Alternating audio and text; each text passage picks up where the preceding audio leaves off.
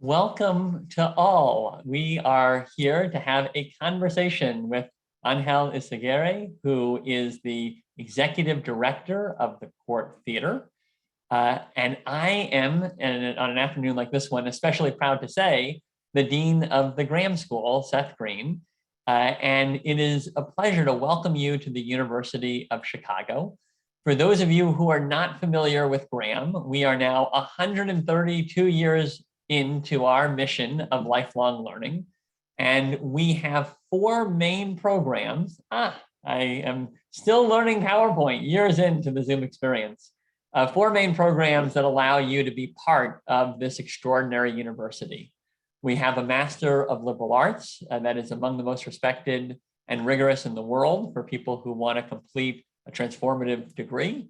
We have a basic program of liberal education for adults, which allows you to go deep in the great books. We have open enrollment, where you'll find lots of courses in theater, literature, and the arts for those of you who may be so inclined. And then we have annual programs where you can look at everything from the future of museum publishing to better knowing Chicago. But I'm going to take down my screen at this point, and I'm going to spotlight the reason that you are all here.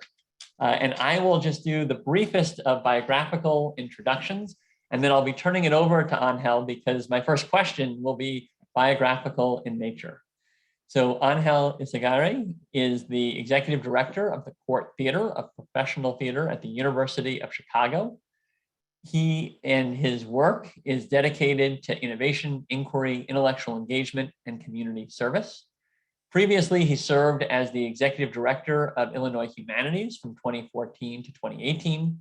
And from 1999 to 2005, he served as Illinois Humanities Director of Programs, creating programs and series that include the Odyssey Project, which we continue to be a partner in here at Graham, Einstein's Revolutions, and Brown v. Board 50 years later. He also served from 2012 to 2014 as the Deputy Commissioner at the City of Chicago's Department of Cultural Affairs and Special Events. And from 2005 to 2012, he was Director of Community Investing at the Boeing Company. He began his career in Chicago as a program officer at the McCormick Foundation, and we are thrilled to have him now at the University of Chicago.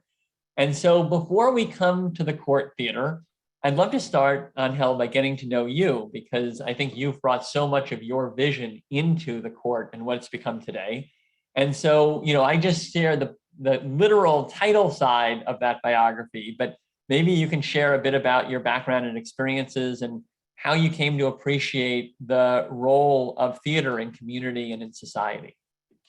Yeah, thanks so much, Seth. It's great to be here. And I'm impressed that you can actually manage PowerPoint slides while you're speaking in Zoom. So I have nothing but admiration for you.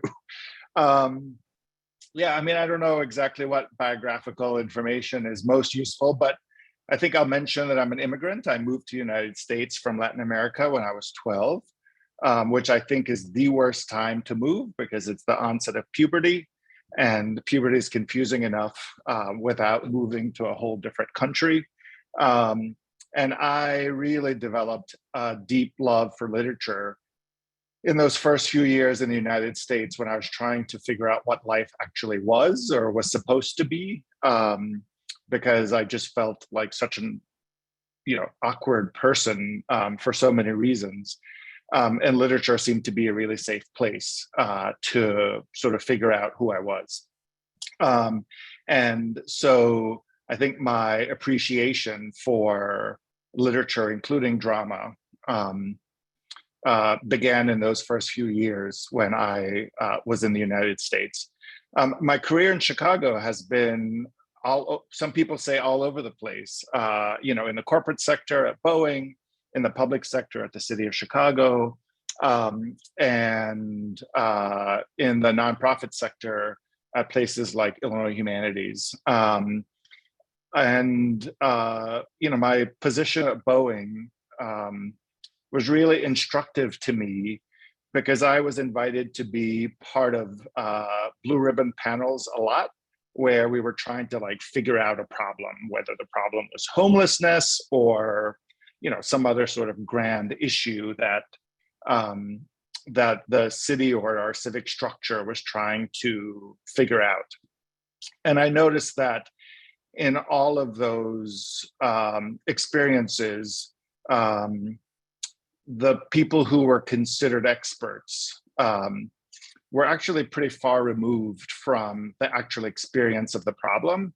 So academics were always experts. So when there were blue ribbon panels on how to end homelessness, there were never any homeless people who were considered experts, it seems, from a civic standpoint. It was a lot of times academics, it was leaders in government, and it was often wealthy business leaders who I think all brought kinds of expertise, but they didn't bring a direct expertise. So when I was at Illinois Humanities the second time as the executive director, we began to do programs on both public education reform and then on the problem of over-incarceration. And during those processes, we decided that we wanted to expand our notion of what expertise was to include the people who are most directly impacted. So when we did programs around education, we began to invite parents, students, and educators like teachers and principals, not just into the discussions, but into shaping the discussions themselves. And then when we created a series called Envisioning Justice, looking at the problem of over-incarceration in Illinois, we brought in, again, experts like academics and funders, but also, kids who had parents who were in prisons, people who had formerly been incarcerated, people who had other loved ones who were in prison. And in some cases, we actually went into prisons to talk with current prisoners about what programming might look like. So, I've been very concerned with this idea of who has expertise and what really complicating our notion of expertise might bring to the work that we do as civic leaders. Through all of that work, I developed a really deep appreciation for the South Side, because the art that was coming out of the South Side was so spectacular, and some of the best known art. I mean, artists like Nick Cave and Theaster Gates are among the best known artists in the world. They're among the best known artists from Chicago, and they're, developed their practices on the South Side. So I was really interested in and had an admiration for art that was coming out of the South Side. And the Court Theater was certainly one of those places. It used to be that when folks were coming in from out of town and they'd ask me where to go see a play, I'd say, oh, you can go see anything that's at the Court Theater or Writers Theater, because they'll be good. Well, so let me build on that, because you talk about this role of really looking at expertise differently and thinking differently about how we solve big issues and questions in society. And in many ways, you have brought that vision, which already existed, but you've brought it in a new way and in a powerful way to Court Theater, because Court is an ambitious theater that is endeavoring to make a lasting contribution by expanding the canon of translations in American kind of classic theater in particular. And so I want to dive into that mission, and maybe for our audience, you can talk a little bit about what is classic American theater. So how has that been defined to date, right? What is that original construction of the experts, and how is Court endeavoring to expand that canon through its work? Yeah, so I should say that Court's work began, and this is still central to the theater, as in some ways a classical theater, right? It grew out of the engagement of, or not grew out of, it was started as a result of the engagement of faculty at the University of Chicago, who began to perform in the Hutchinson Courtyard, which is where the theater got its name. And they were really concerned with the classical classics. So with the Greeks, and sometimes with plays in Latin, but primarily with the Greeks. And as we think about classical American theater, we're not thinking primarily about plays from North America, but just court as an American theater. Over time, the focus of the theater really began to broaden to include not just classical plays, but even classics from the Renaissance. So, Shakespeare and Moliere. And then at some point, we decided to start to include 20th century plays that we could begin to think of as classics. So Tom Stoppard and Carol Churchill and August Wilson. And I think along the way, we realized that we had work to do in recognizing that the classics are something different, although they include Sophocles and Shakespeare and Moliere. Well, so earlier this season, you produced The Tragedy of Othello, The Moor of Venice, and it's a great example in my mind of how court approaches this mission. And so you know more about it, so I'll ask this as a question, I promise. But can you talk about that production and why you chose that work from Shakespeare in particular, and then how you approached it, and with this mission of expanding the canon, how did, even in the way that you produced it, how did you make a difference in how we understand that piece? Yeah, I mean, The Tragedy of Othello is a great example. I mean, both of, I think, the work that we endeavored to do, but also the work that we can do being part of the University of Chicago. So we have a lot of engagement in the dramaturgical work of the theater, and dramaturgy is really central to the work that we do in a way that I think is different from most theaters. And so there's a faculty member at the university, Noemi Ndaya, whose research is really based on the developing notions of racial characteristics during the Renaissance and the ways in which theaters circulated these new ideas about what racial characteristics were assigned to what races, or what characteristics were assigned to what races. And it's within this context that Shakespeare writes Othello. Folks who know Othello well know that the character who is central in Othello is actually Iago. It's not Othello. And in fact, it's as an audience member, often we're very much in awe of Iago, or at least we admire Iago's brain and his gift of language. And Othello is just a character that someone does something to, even though the play is named for him. Interestingly, I've met African Americans named Othello, whose parents name them Othello because they have this sense of the greatness of the man. And oftentimes those people have never seen the play, which I think is really interesting. Charlie Newell, the amazing artistic director, just brilliant director, who runs Court Theater from an artistic standpoint, grew up directing Shakespeare, but because there's another theater in town that does a lot of Shakespeare, he doesn't do much Shakespeare.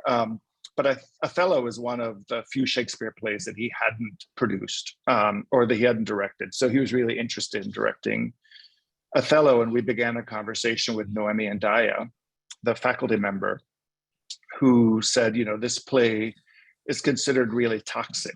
There are problems with gender and problems with race in it that seem intractable. And I've never known a theater to produce a production of it that didn't feel really painful to watch. And so she asked the question of, can you really produce this play in a way that doesn't make especially women and people of color feel like this play is stacked against them? And she outlined reasons why, these things were often at play were usually at play in productions of Shakespeare. So, you know, those questions and those points provided some incredible ways of thinking about the play or finding ways into the play. For a while, we really questioned whether we should produce the play or not, especially since it was the play that we were coming back from the pandemic with. So it's our first in-person production. And about a quarter to a third of our audience is African American.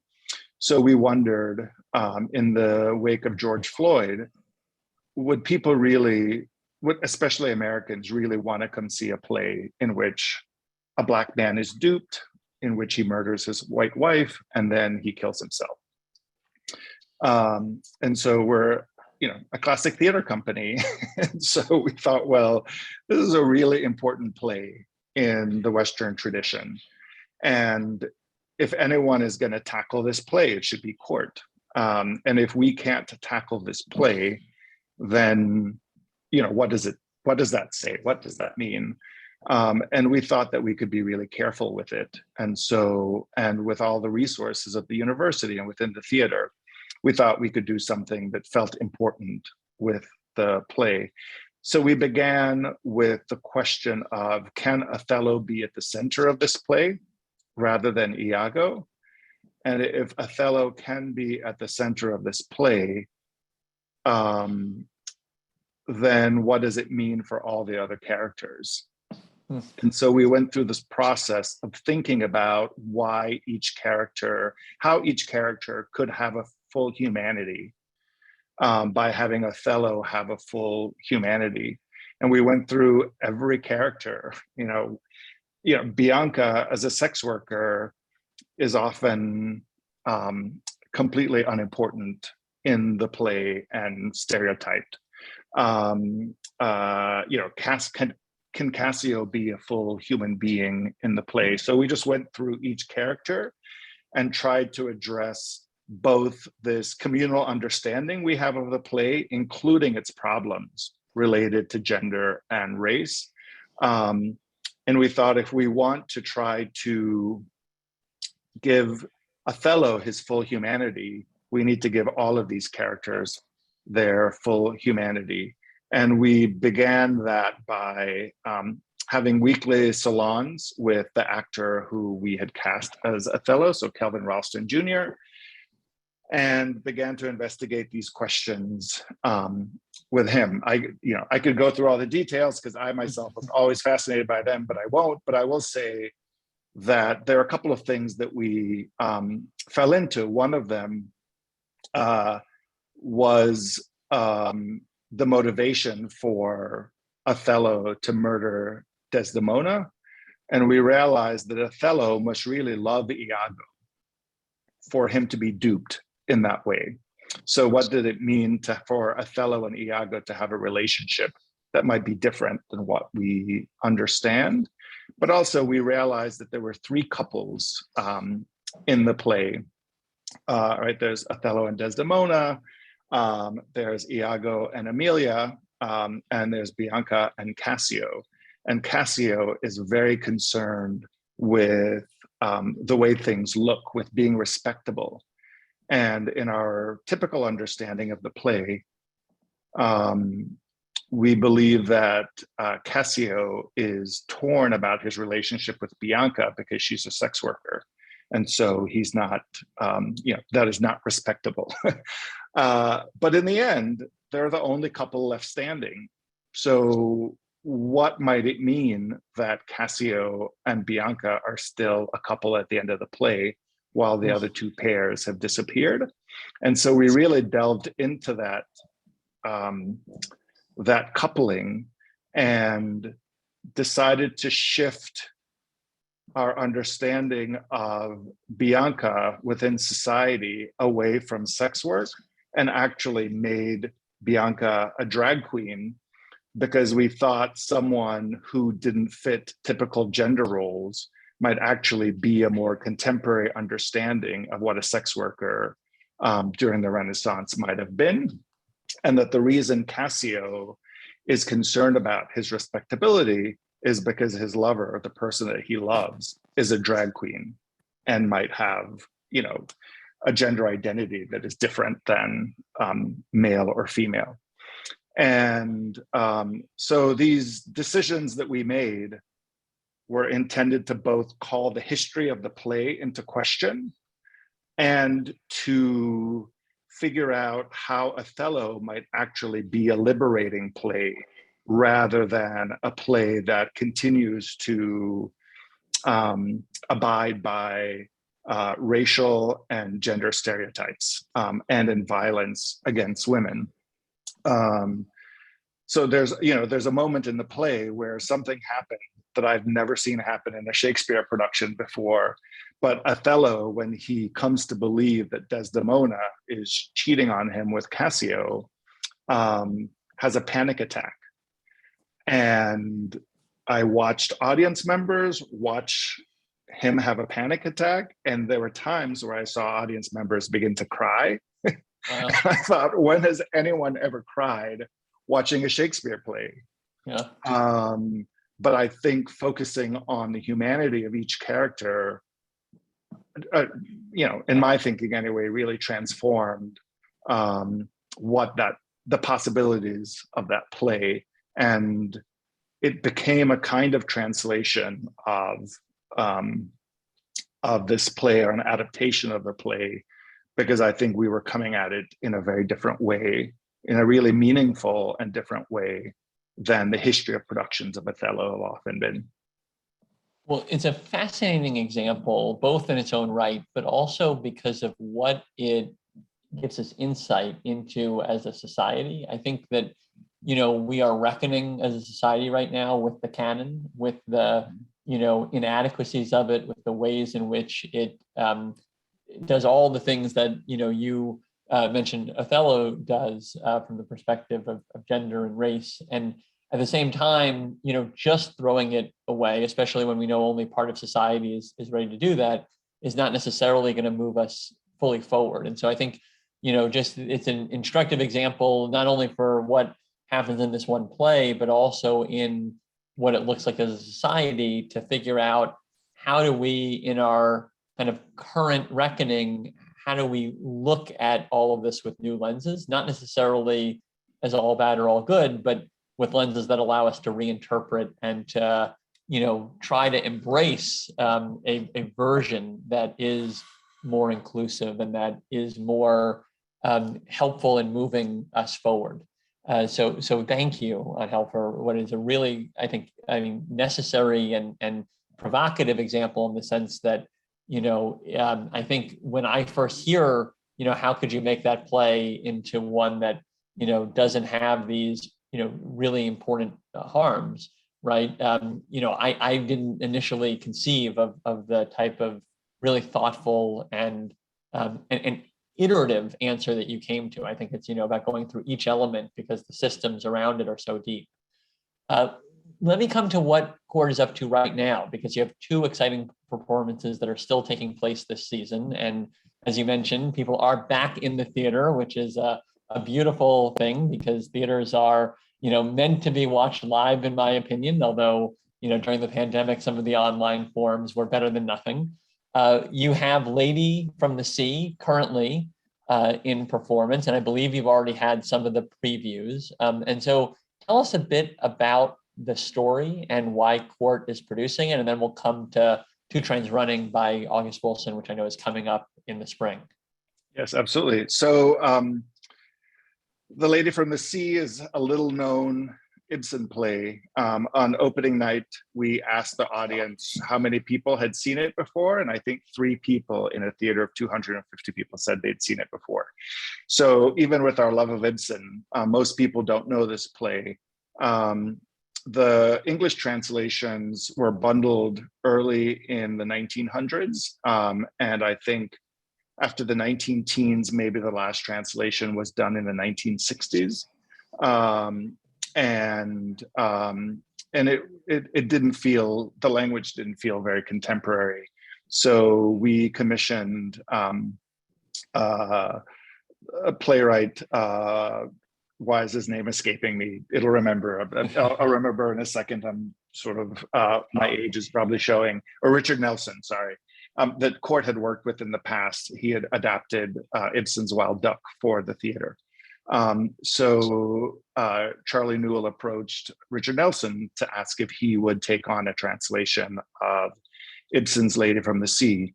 We were interested in that play for a couple of reasons. One is Charlie was really interested in working with a director who was new to town named Shauna Cooper, who's really well known nationally for bringing physicality to classic plays, especially Shakespeare. And she'd been sort of obsessed with Lady from the Sea for a while. You know, the play is about a woman whose past lover is returning to town, and she has this sense of being drawn to him. In some ways, he represents the sea, which is where she grew up. And she comes to realize, as she's so torn between leaving her husband for this past lover, that maybe she had no freedom in deciding her marriage, because she understands that there was a financial reason for the marriage. And so she comes to this moment of realizing that the only way she could ever be happy in her marriage is for her husband to let her leave. And, you know, people who have seen A Doll's House will recognize this theme in a way.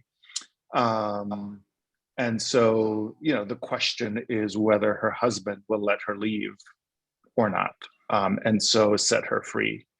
And then if she's free, she might decide to go with her past lover who's returned back to town, or stay with her husband, or do neither. And so the tension of the play is really built around whether or not she'll be allowed to have the freedom to decide for herself. And then a question for the husband as to whether or not he's willing to give that freedom to her, or whether he will protect her by not allowing her to go off with a man who is very likely a murderer. Shauna Cooper's production is beautiful. The way in which she uses movement is just incredible. She has this set of gestural movements that she uses through the play that bring a lot of incredible emotion to the production. And then just a really beautiful set that represents both the edge of the water, but also the home. And yeah, it's running through March 27th. It's a really beautiful production. It's this new translation by Richard Nelson, which we hope will be Court's contribution to classic theater, as there's now a new, more contemporary translation of the play. Well, I have just one more question, and then we're going to come to the questions that are already coming into the chat from the audience. But let me encourage anyone else who has questions to chat them in as well. And let me mention that I put in the chat a link to Lady from the Sea for those who want to learn more and potentially join an upcoming performance. My final question is about what's coming up this spring on Hell, because there's 2 trains running by playwright August Wilson, and this is not your first time producing a work of August Wilson. And so here again, I'm curious to know a bit more about the why behind this for Court, you know, and your connection to the work of August Wilson, and then a little bit more about this play coming up in particular. Yeah. So the director, Ron O.J. Parson, is in residence at Court, and he directs one play on our stage every year. He's well known nationally for his direction of August Wilson, and he 2 Trains Running will be the 9th of the 10 plays in the century cycle of August Wilson's body of work that Ron will have directed at Court. He'll then direct, not next season, but the season after, Joe Turner's Come and Gone. And when he does, he'll be the 2nd director in America who's directed all 10 August Wilson plays in one theater.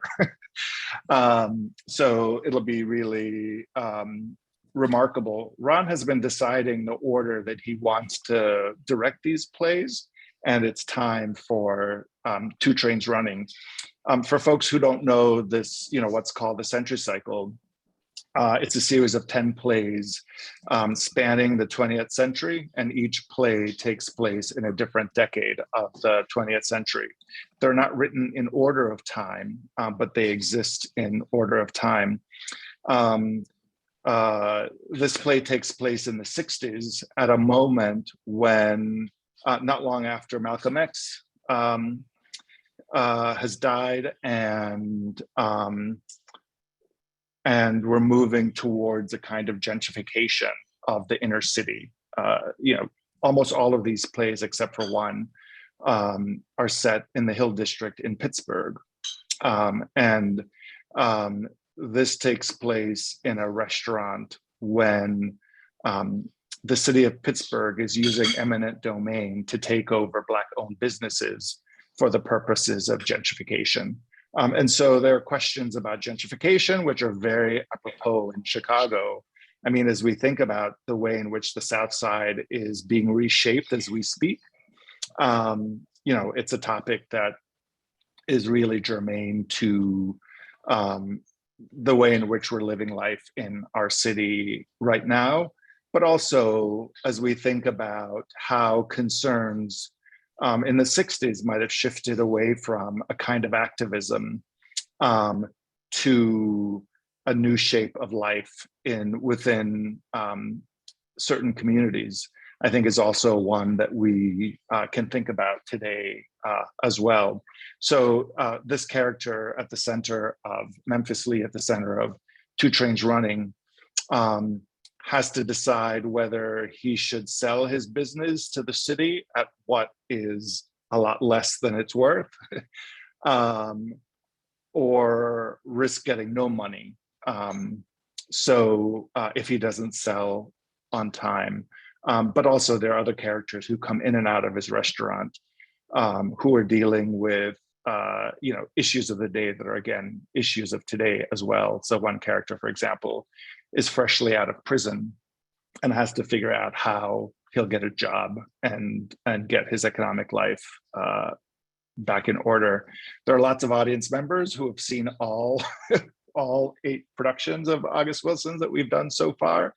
And so it'll be great to have this 9th production, which I think opens on May 12th or 13th, something like that, and we'll run for 5 weeks at the theater. Wonderful. We put the link to that in the chat, and it is May 13th, according to All right. the website. Thank you. So we can confirm what you've said. We have lots of questions in the chat. I'm going to start by combining 2 because I think they're related. One is a specific version of the broader second. So Chris Chavez writes, Angel, are you interested in Hispanic American theater traditions for production in the US based on the American Southwest Hispanic experience north of the border? And then another person, let me just bring this up, Joe Weintribe writes, are you interested in receiving suggestions for classic plays that may have been forgotten or underproduced to revive? And if so, to whom should those suggestions be sent? So one specific question about a specific, thematic area, and then a broader question about, how do you take suggestions and think about those key decisions of which plays to produce? Yeah, I mean, absolutely. We're very interested in plays that as a culture we've forgotten. Court has a play reading series called Spotlight Reading Series, where we almost specifically, although not wholly, try to revive little known plays from the Black arts movement in hopes that interest will be revived in some way in those plays. They're not all from the Black arts movement. And so we're always interested in what people know and what interests them. So, folks could send suggestions to me. I'm sure they could send some to Charlie Newell, the artistic director, or even to Ron O.J. Parson, our resident artist, who actually programs that series. So Ron chooses the plays that are done in that series, and those readings are done when it's not COVID in community centers across the city. And right now we're doing them this year at the Green Line Performing Arts Center because we have more control over safety issues at a center on campus. We are definitely interested in Chicana plays from the Southwest. I will say that as we've thought about broadening the canon of American plays, we've purposely started with the African American canon, partly because the communities that surround the university are primarily Black communities, but we also know that there are communities in Pilsen and Little Village that are primarily Latina communities as well, and we're interested in those plays. Absolutely. We haven't done much of them, but we've been talking recently about including some of those in Spotlight as we begin to sort of build our interest and our capacity to do those plays. But so far, as we really build a deeper and broader relationship with communities around the university and around the theater, we've really been focused on plays that are part of an African American canon and sort of adding to the life that those plays can have. So Amy Penny writes about her enormous thanks for Court Theater for pay for streaming options. She mentions watching Othello last year as the theatrical highlight of her year. And then she goes on to say that she can't wait to see Lady from the Sea, which she's already bought her virtual ticket for. Do you anticipate that pay-for-view will remain even post-pandemic? There are a few questions in the chat from people eager to continue streaming. Yeah, well, we've put money in our budget for that for next year in case it's still necessary. I think we'll make that decision based on how many people pay for the streaming of those plays over time. So we will not do that, I don't think, with Two Trains Running, because the August Wilson estate won't allow us. But we will, into next season, we will continue to do streaming if we see an interest in that, we, in the form of people buying tickets to watch those plays. We, of course, are really interested in streaming because it allows us to have an audience well past Chicago or well beyond Chicago. So, for some of the online stuff that we've done, we've gotten an audience from around the world, which is really thrilling. And very fitting for, a theater that is doing globally unique work. Carolyn Mulek writes, who is the first director in America to direct all 10 Wilson plays in the same theater? She wants to know who your competition is. I don't know who it is. I'm so embarrassed. I should have done some research before I said that. The reason I know that that's true is because whenever we mention it to Ron J. Parson, he says there's one person who did it before I did. But if he's told me the name of that person, I haven't retained it. But I don't know. I'll have to ask Ron and try to remember that person's name. Michelle Greenberg asks, what would you say is the main difference between this new adaptation, and I think she's referencing Two Trains Running, and other contemporary adaptations? Can we ask for clarification? Because I would imagine she's asking about Lady from the Sea. Yeah, she just said actually Lady from the Sea. So sorry, Michelle. Thank you for clarifying. Yeah, so Lady from the Sea. Yeah, the big difference is really the language. The language feels very contemporary. The language from the translation in the 60s felt very structured in a way that actors had a really hard time saying them, saying the words. So in a way, it was a really beautifully poetic translation that was done in the 60s.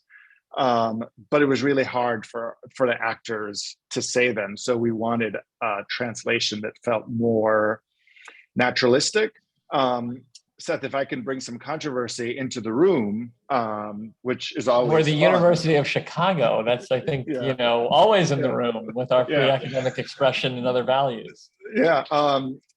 Drama critic Chris Jones has raised a really provocative question in his review of Lady from the Sea, which I take umbrage with, of course, because I'm the executive director of Court Theater, but I think it's a really worthwhile question to consider. And the question he asks in his review of Lady from the Sea is, to what extent should a director pay attention to the author's intent, to the playwright's intent? And he feels like in our production, we focus so much on Elida, the main character's position, that we, oh look, someone's got the answer. That we pay so much attention to her position that he thinks that we've moved away from Ibsen's central concerns, which is how the relationships work. I think that what he's setting up is false. I think that we are concerned with all of the relationships, although we use all of them to highlight the issue that Elida is experiencing in the play. But I think to set the question up as the author's intent versus a director trying to make a point is a false one, because of course we all interpret the author's intent. We all see different things in a script. And I feel like if we were all trying to do Lady from the Sea in the way that it would have been done in the 1880s when it was first produced, we would very likely have a production that didn't feel very important to the audience today, not because the play doesn't stand up to contemporary mores, but precisely because it does. Yeah. So I love the question that Chris Jones has raised, because I think Court's assumption is that in some ways, every production we do is an adaptation, because a director and even the actors bring their own understanding to the production in a way that Chris Jones would say moves away from the author's intent. But Ibsen was remarkable for asking questions about women's freedom in the 1880s. He was remarkable for that. And so to focus on a female character's freedom in 2022 feels to me very much in line with what Ibsen wanted to do. Well, so we have 1 minute, and we've actually completed the questions in the chat. So I'm going to ask you one more myself. We've talked a lot about how your vision has helped to inform and shape the Court Theater. I want to close with the question of how has being part of Court over the last 4 years, how has that changed you? How has that changed the way that you look at the world or the way that you engage with theater?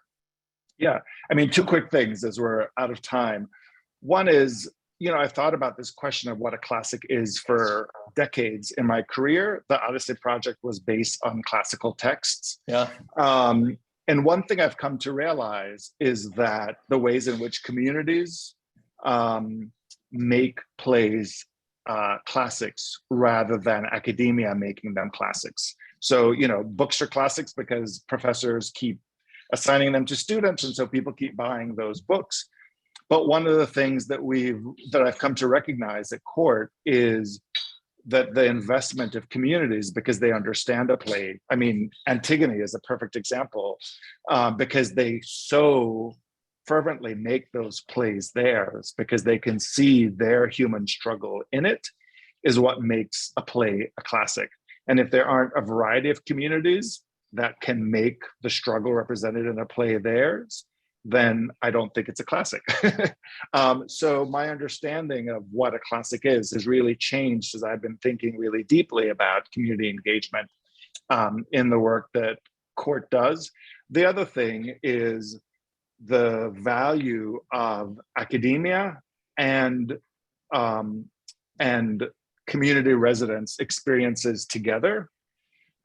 So the most electricity I've felt in thinking about our plays has been when University of Chicago faculty and people who live in the community have come together to give us feedback or insight into the work that we do, and the ways in which those two different groups of folks speak to one another, I think, has been the most exciting stuff I've seen, the most exciting conversations I've seen since I've been at the theater. So this marrying of community and academia has been a really fascinating one for me. Well, Angel, this has been an amazing conversation, and we are so grateful for the work that you're leading at the Court Theater and for how you're shaping our lenses here at the university more broadly and in the city more broadly. So thank you, and thanks to everyone who joined us and who in the chat put all of your enthusiasm for the court, and looking forward to the upcoming productions. Have a good afternoon, everyone. Thanks so much.